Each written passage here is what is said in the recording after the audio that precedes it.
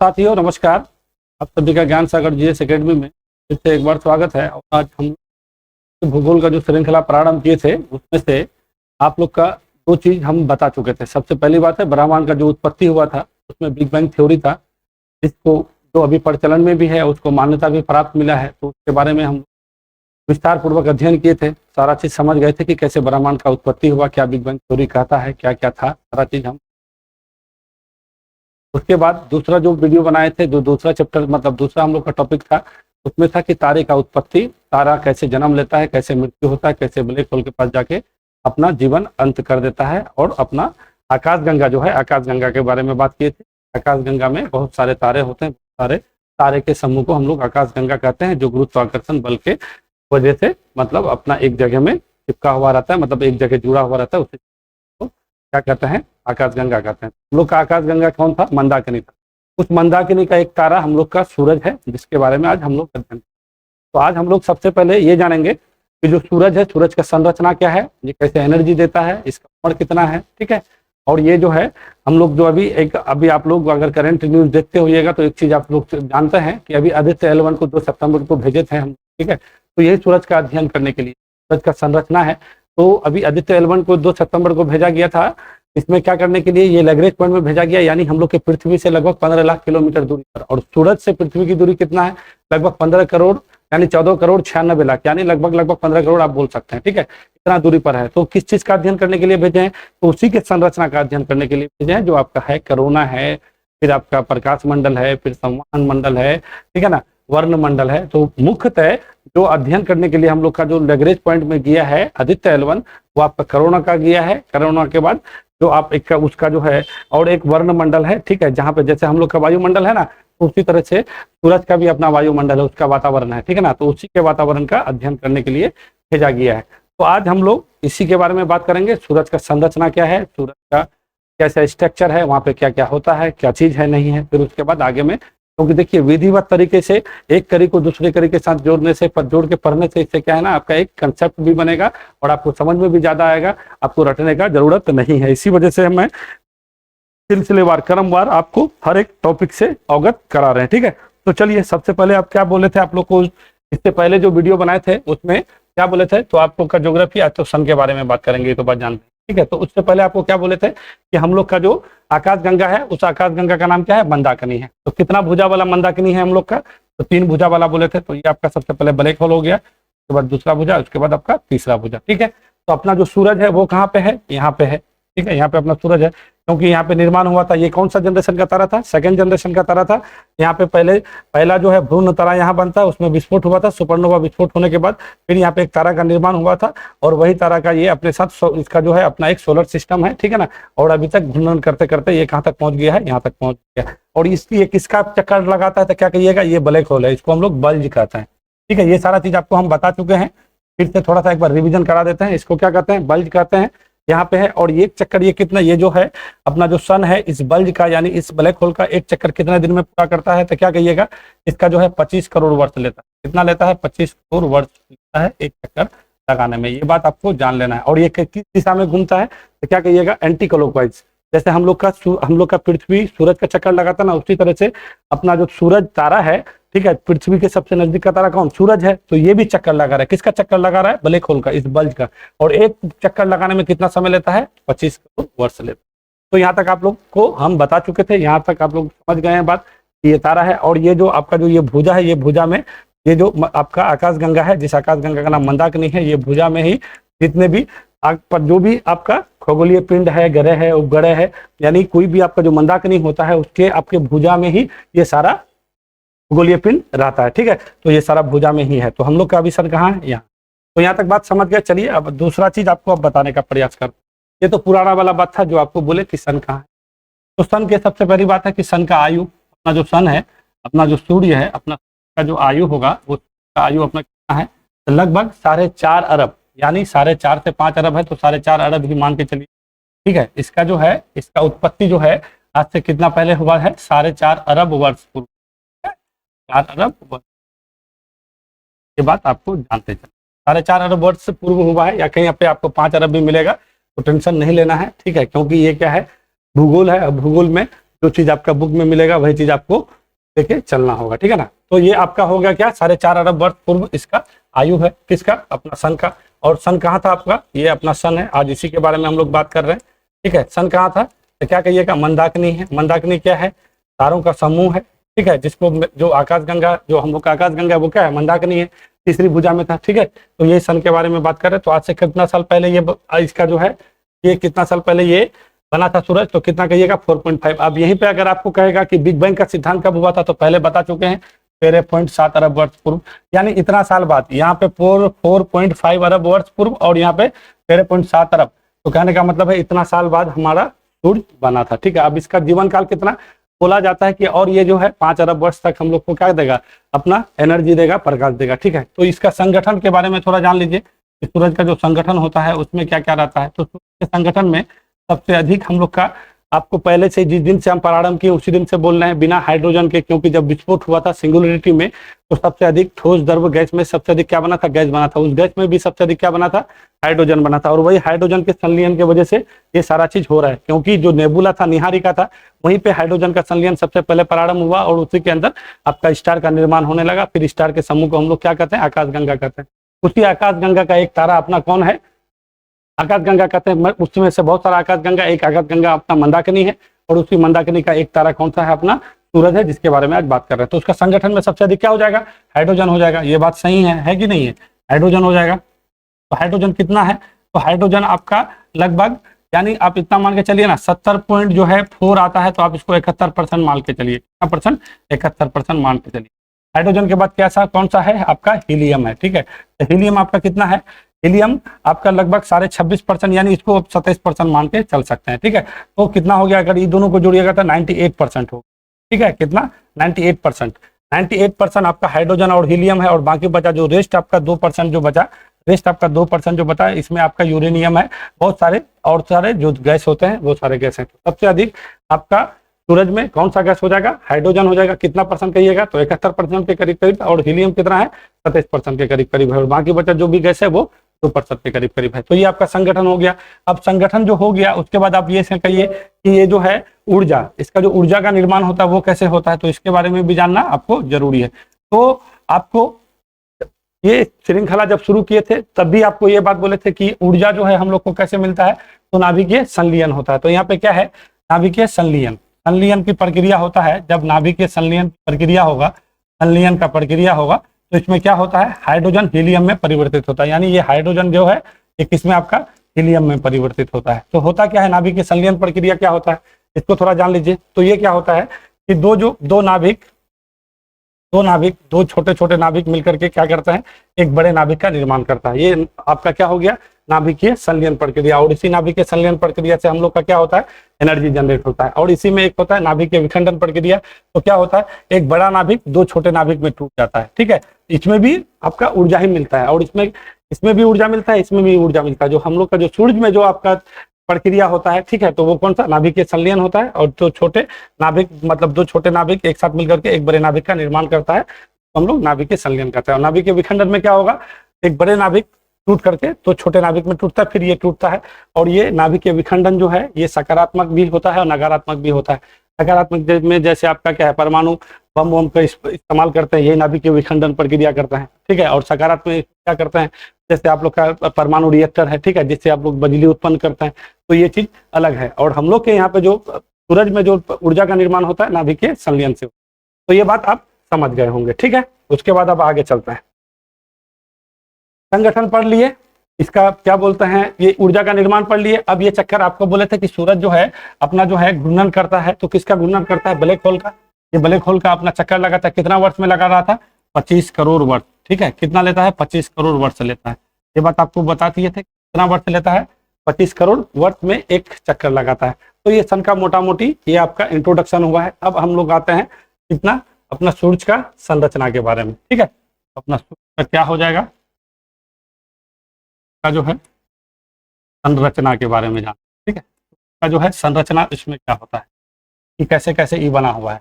तो सबसे पहले यहाँ पे ये देखिए, हम आपका बना दिए, सबसे पहले ये बना दिए कोर। तो क्या कहते हैं, कोर कहिए या इसको करेटर कहिए, जो भी कहिए, ठीक है। ये आपका कोर, और ये कोर आपका किसका बना हुआ है, तो क्या कहिएगा, हीलियम का बना हो। अब हीलियम का क्यों बना हुआ है, इससे पहले आपको बोले थे हम कि यहाँ पे हाइड्रोजन का संलयन होकर के हीलियम बनता है और हीलियम ही हम लोग को एनर्जी देता है। तो ये कोर हो गया, कोर का इसका जो है इसका टेम्परेचर कितना होता है 15 मिलियन, ठीक है 15 मिलियन डिग्री सेल्सियस कोर का क्या आपका टेम्परेचर, ये आपका कोर हो गया, ठीक है। कोर के बाद जो दूसरा आपका जो आपका मंडल होता है ये आपका उसको इसको क्या कहते हैं आपका, इसको कहते हैं आपका रेडिएशन जोन। तो क्या कहता है, रेडिएशन जोन कहिए या विकिरण मंडल कहिए, ठीक है, विकिरण मंडल कहिए, ठीक है, या रेडिएशन में क्या होता है, जितने भी आप हानिकारक जो किरण है, एक्स किरण है, गामा किरण है और फोटोन जो है, यहाँ पे आपका क्या नाभिकीय संलयन हुआ, नाभिकीय संलयन होने के बाद ऊर्जा का निर्माण हुआ, यहाँ पे हीलियम का निर्माण हुआ और यहाँ से ऊर्जा निकलने लगता है। तो जब ऊर्जा यहाँ पे निकलता है तो यहाँ पे आता है किसके रूप में आता है, रेडिएशन के रूप में आता है, विकिरण के रूप में, ठीक है।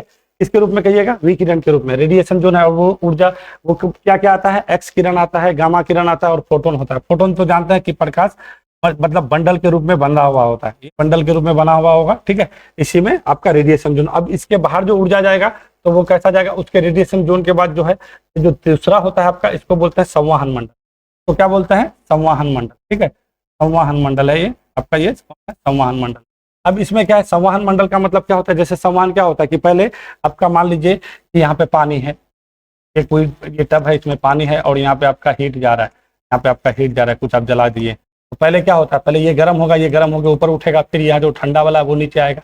तो इसी प्रक्रिया से यहाँ पे संवहन की क्रिया होता है और यहाँ पे जो भी एनर्जी है वो संवहन के रूप में आगे बढ़ता है।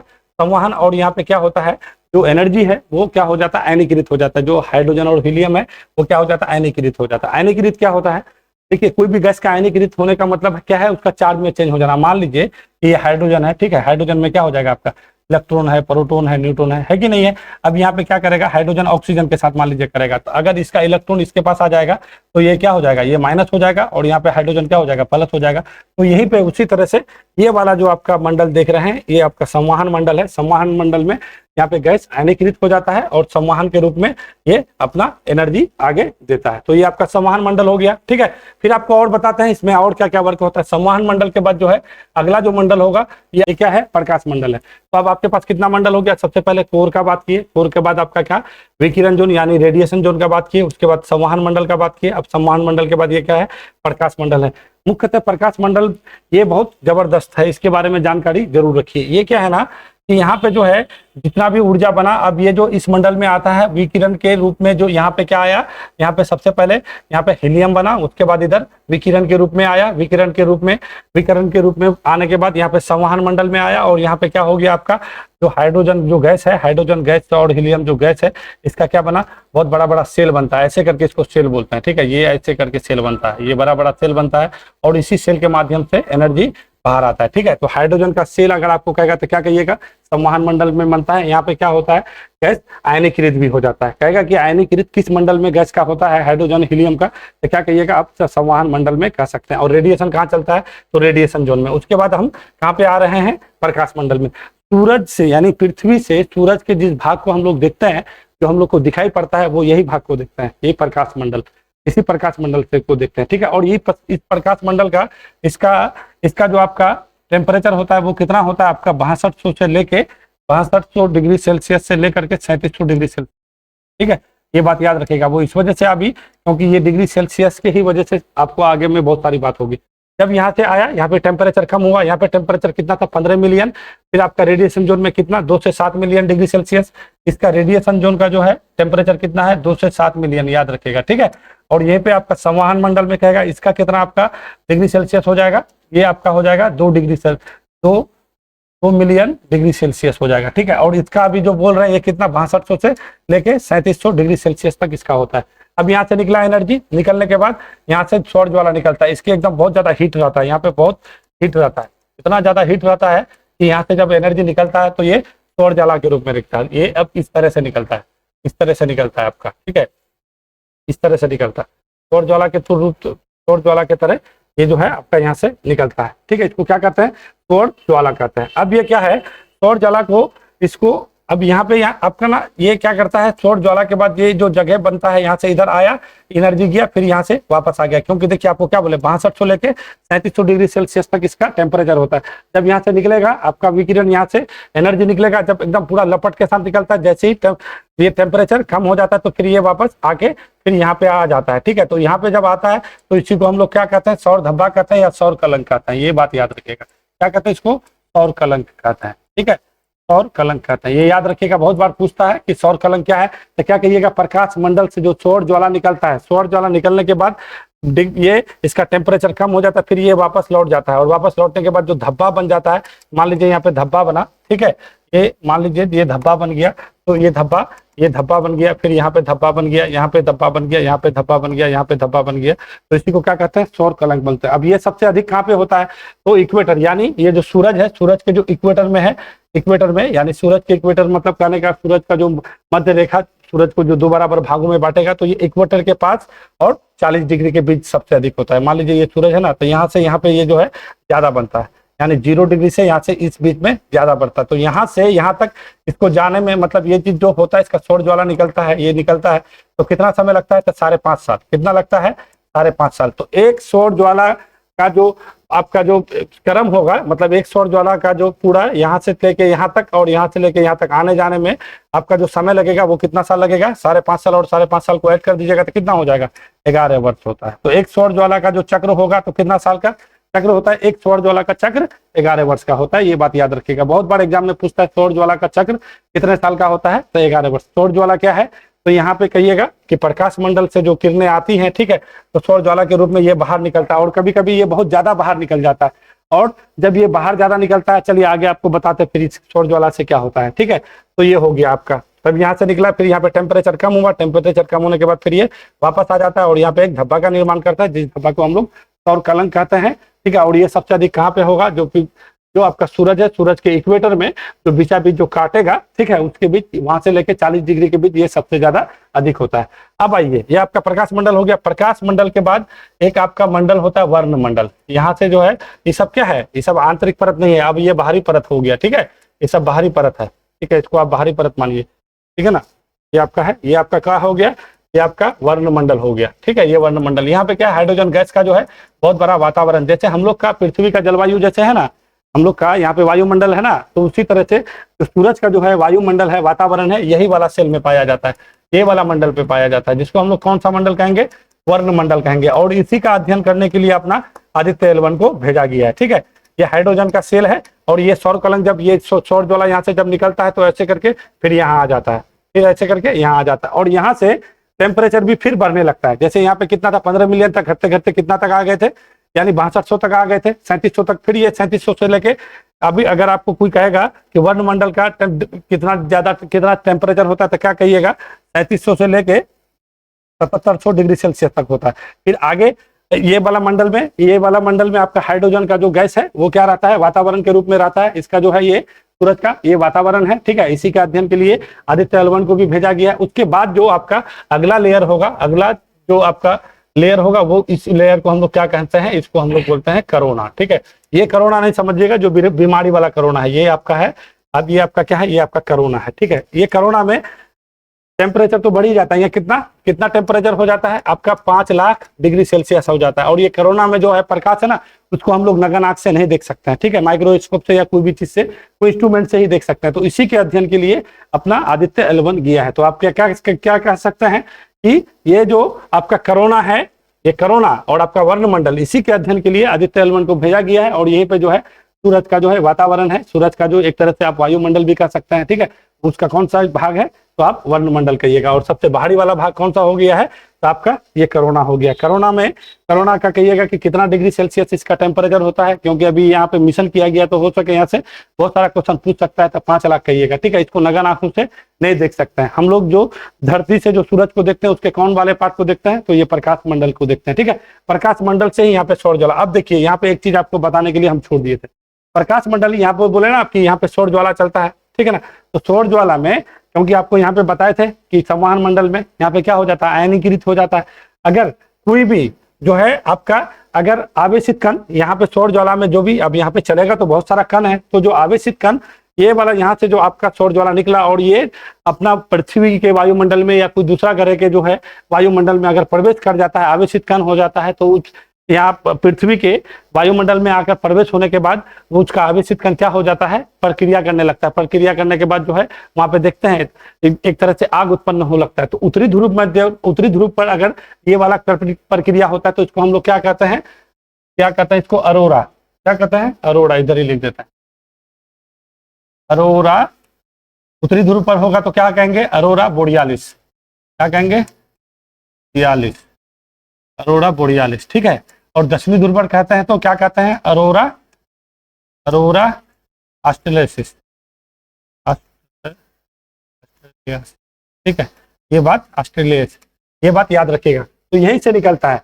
तो ये सौर ज्वाला आपका, इसी का अध्ययन के लिए भी आपका आदित्य L1 भेजा गया कि सौर ज्वाला के भी बारे में बात करेगा, क्योंकि बहुत सारा सैटेलाइट है।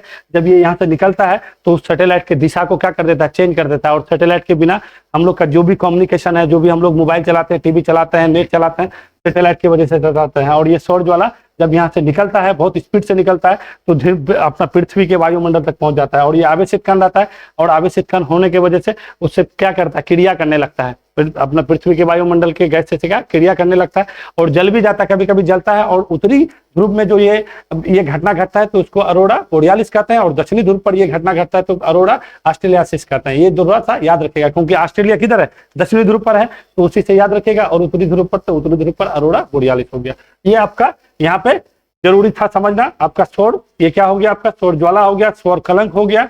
और ये आपका किस, अब एक चीज है, सौर पवन क्या होता है? सौर पवन, इसको भी जान लीजिए, बहुत बार ये क्वेश्चन पूछता है, तो इसी वजह से ये सारा टर्म याद रखना चाहिए। सौर पवन क्या है कि यहाँ पे देखिए हाइड्रोजन और हीलियम का गैस है, बहुत ज्यादा जो है टेम्परेचर में रहता है। तो हम लोग जो भी तत्व के बारे में जानते थे, क्या जानते हैं? सबसे अधिक जो हम लोग उस दिन से बात कर रहे हैं, क्या? एगो ठोस होता है, एगो द्रव होता है, एगो गैस होता है। तो पदार्थ का चौथा अवस्था किसको कहता है? प्लाज्मा। प्लाज्मा क्या होता है? कैसे बनता है प्लाज्मा? तो जब यहाँ पे कोई भी ठोस द्रव गैस, अगर कोई भी गैस हाइड्रोजन हीलियम बहुत ज्यादा अधिक तापमान में रहेगा तो ये अपना अवस्था चेंज करता था, किसमें हो जाता है?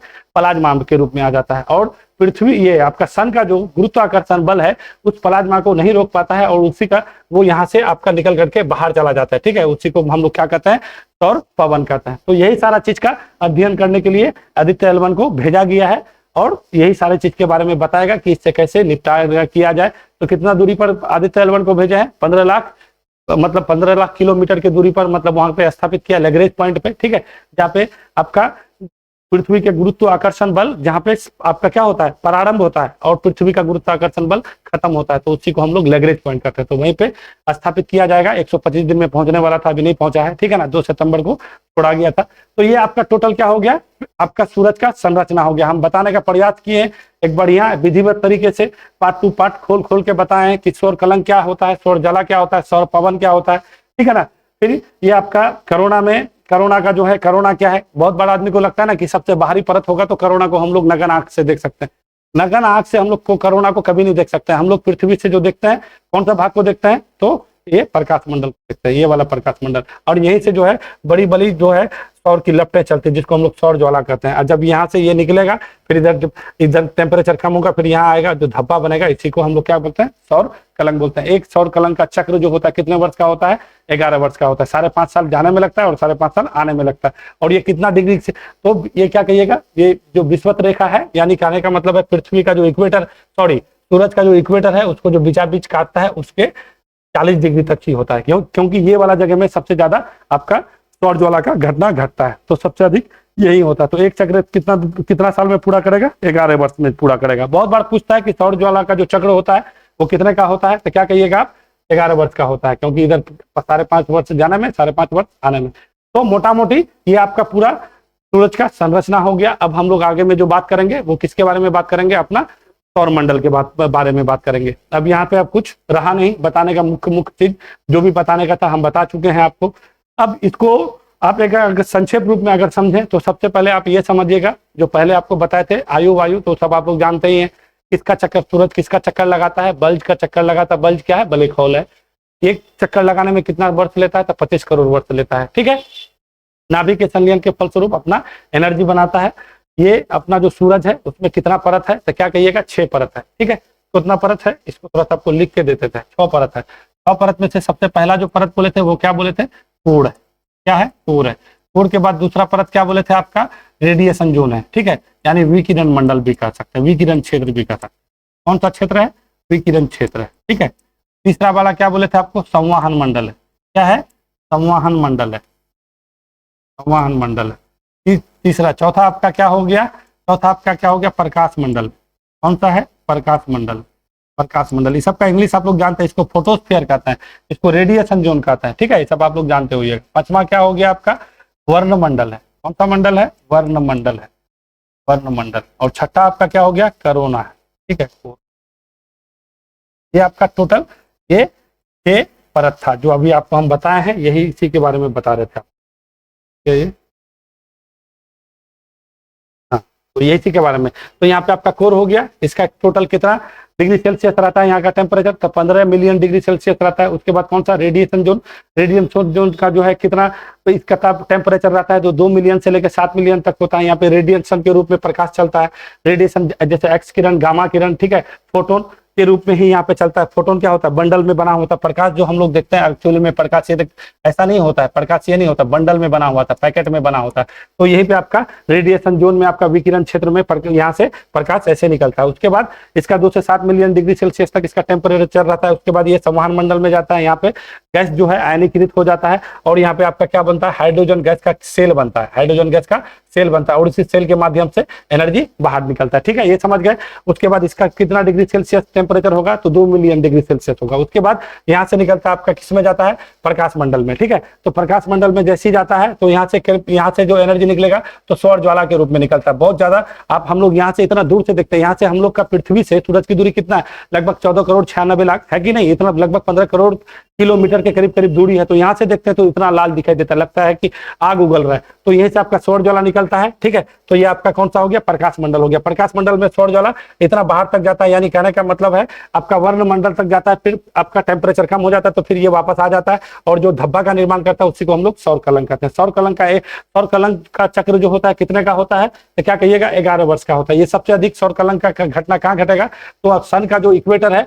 उसी के 40 डिग्री के बीचों बीच बनता है, ठीक है। तो इसका एक वर्ष मतलब एक चक्र लगाने में कितना आपका 11 वर्ष लग गया। उसके बाद कौन सा जोन के बारे में हो जाएगा बात, तो क्या कहिएगा, वर्णमंडल। वर्णमंडल में क्या होता है, यहाँ पे इसका वातावरण जो जैसे हम लोग का पृथ्वी का अपना वायुमंडल है, वातावरण है, उसी तरह से सूरज का भी अपना वातावरण है, वायुमंडल है। तो इसका ये यहाँ पे हाइड्रोजन गैस का जो बहुत बड़ा वातावरण, बहुत बड़ा वायुमंडल बना हुआ रहता है, यहीं पे बना हुआ है और इसी के अध्ययन के लिए आदित्य L1 को भेजा गया। उसके बाद कौन सा आपका परत हो जाएगा, उसके बाद कोरोना हो जाएगा। कोरोना का कितना कैसे है, तो इसको नगन आंख से नहीं देखा जा सकता है। इसका जो है कितना डिग्री सेल्सियस होगा, तो 5 लाख डिग्री सेल्सियस इसका टेम्परेचर है कोरोना का, ठीक है। कोरोना को नगन आंख से नहीं देख सकता है, कोई भी इंस्ट्रूमेंट से उसको देखा जा सकता है। सबसे बाहरी परत कोरोना है। और सूरज, पृथ्वी से जो हम लोग सूरज के भाग को देखते हैं वो कौन से भाग को देखता है, तो अपना प्रकाश मंडल को देखते हैं, ठीक है। तो ये कहने का मतलब है पूरा सूरज के बारे में संक्षेप रूप में आप ये सारा चीज कह सकते हैं। एक बार फिर से आप वीडियो को दोबारा से देख लीजिए क्योंकि थोड़ा टिपिकल चीज है, ठीक है। बहुत बार पूछ लेता है इसका